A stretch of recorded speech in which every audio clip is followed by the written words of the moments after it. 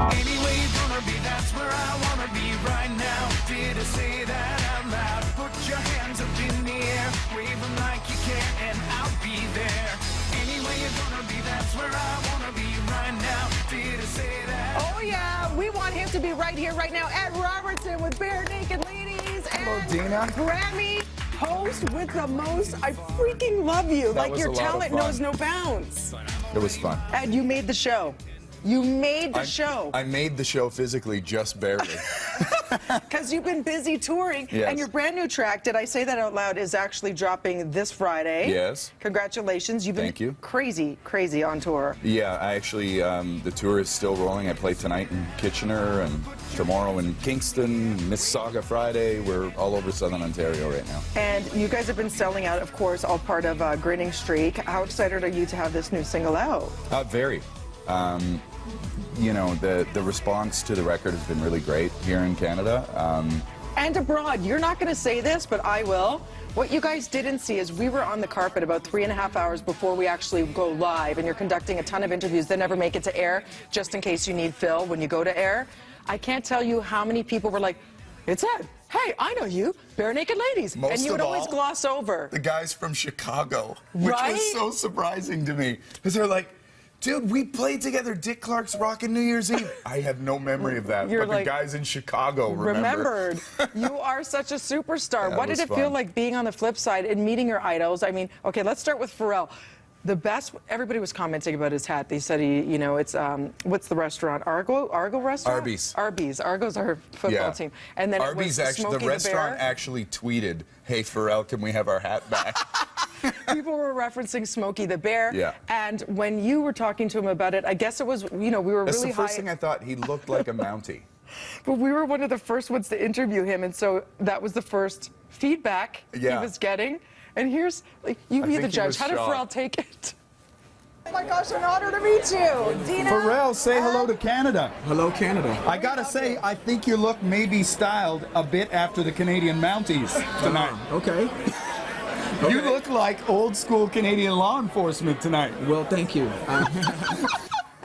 What was more awkward, that, Well, thank you. that or Quincy Jones doing this for 10 Yeah. minutes?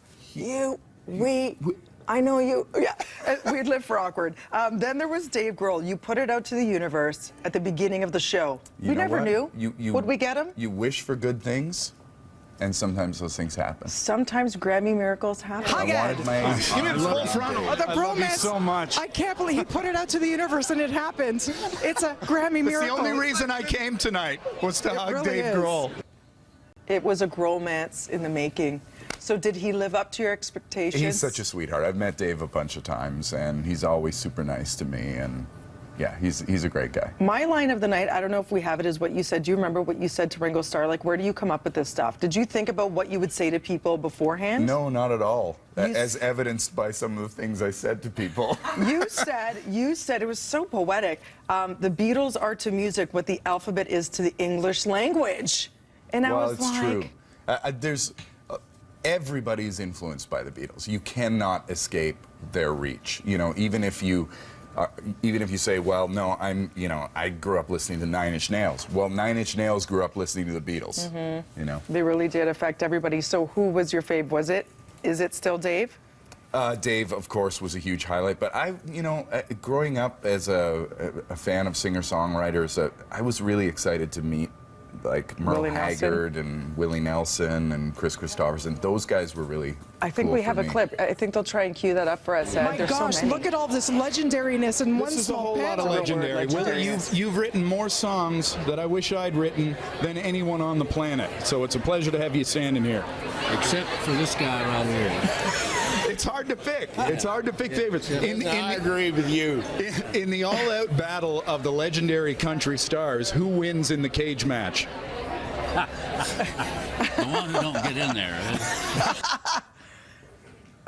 Did you see the size of Willie's ears? Wow. All I could think about when I'm standing there looking at Willie's ears was this movie he made in the early 80s called Barbarossa. Yeah. And he played this like outlaw. We're zooming in on his ears now. In the movie, he always had his ponytails over his ears. Yeah. And there was some feud between he and the sheriff. and they revealed at the end of the movie he finally lifted his ponytails, and the sheriff had cut off his ears. And those were some big ears. Yeah, that's all I could think of, and I mentioned that to him as well. I was like, I'm just glad to see you have your ears, Willie. Well, that was the thing. In a sea of red carpet reporters around the world that take themselves very seriously, you brought the musical knowledge, and you actually allowed them to have fun because, you know, you come from a place of knowing as a musician, but then you also had a ton of fun, well, and that I've walked elevated that the coverage. carpet a bunch of times at a bunch of different awards shows, so for me, I went there just wanting to be the interview that they would remember at the end of the night. Like, remember that clown who, No, you know, asked this or whatever? But you made it fun. It's funny because when I looked at Willie, I had to stop myself from saying, "You're the only person with hair that long who doesn't have extensions Yeah. yet. How do you keep your locks so luscious, Yeah. Willie?" And I was like, "Don't do it. He's a legend. Don't do it. Don't do it. You're already going on the ears, and I'm going to ask him about his hair extensions." Yeah. It's all his hair. It's unbelievable. 2,500 songs, 1 million hits. How do you get your hair so luscious? Your anecdotes were awesome. I don't know if they can cue up either Metallica or Macklemore. Macklemore. We weren't supposed to get Macklemore. It's like 5 minutes to the closing of the carpet. They Yeah. had locked it down. They needed the stars back into the Staples Center, and they said no more press. And we What said, did come do? over for Canada. We lied. We're like, we're live. We were in commercial break. We're live in Canada. Then they're standing there. The publicist is like, why yada? And then they give a shout out to Tim Hortons of all things. Yeah. Let's take a look.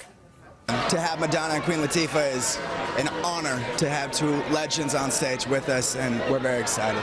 Thank you to Canada. And shout out to Tim Hortons. Double. That was cool. And that for me was the performance of the show. The Macklemore. wedding of 34 different couples, different kinds of couples. I thought that was excellent. What did you think of Madonna? They were calling her Colonel Sanders. Well, you know, Madonna does that every year, right? She Yeah. just tries to co-opt whatever's big and make it her thing. There's no questioning she's a legendary artist. I did love that she did the throwback with "Open Your Heart to Me." I Yeah. dug the whole thing. It's Madonna. Yeah, exactly. You know, you can't go wrong. Exactly. It was such an amazing night, and then there was your Metallica moment. Again, you referenced something that they never thought that they'd get. Yeah. It's Metallica. They were taking the stage after a 23-year hiatus, and he goes all Barbara Walters on them. All I could think about was Some Kind of Monster, and Kirk Hammett was such a sweetheart in that movie, because that movie is difficult to watch for anyone who's in a band. It's about like their struggles Heavy. personally and interpersonally. But Kirk just comes across as just like, you know, I just want to make music and make people happy. And They were really nice guys. they are Very nice guys. quiet I've met them guys. several times. Have you? Yeah. Let's take a look. What's up, Metallica? Nice to have you guys here. And you are taking the stage after 23 years. What was your line? You had a pun. You had a Lang Lang pun because they were paired with the classic pianist Lang Lang. Yeah. I said, well, you telegraphed this performance so many years ago with, we're off to never, never lying. And they ate James it up. Hetfield just looked at me like, Take it back. dude, you gotta apologize for that one. No, they ate it up. Thank you so much for being there for us. And of course, you can check Barenaked Ladies in action as they tour across this beautiful country. They're in Kitchener, as you mentioned, at Centre in the Square. For more information, Barenaked Ladies 2014 Canada Tour, barenakedladies.com, and hit Ed up because he is the man behind the tweets at Barenaked Ladies. I cannot wait. Let's do this again a year from now, wanna? Love to, yeah. Yay! Yay. Come back anytime, Ed. I'd love to. We adore you. Right now, we're going to take a quick break, and we'll be back with more BT Bare Naked Television right after this. But I'm already miles ahead.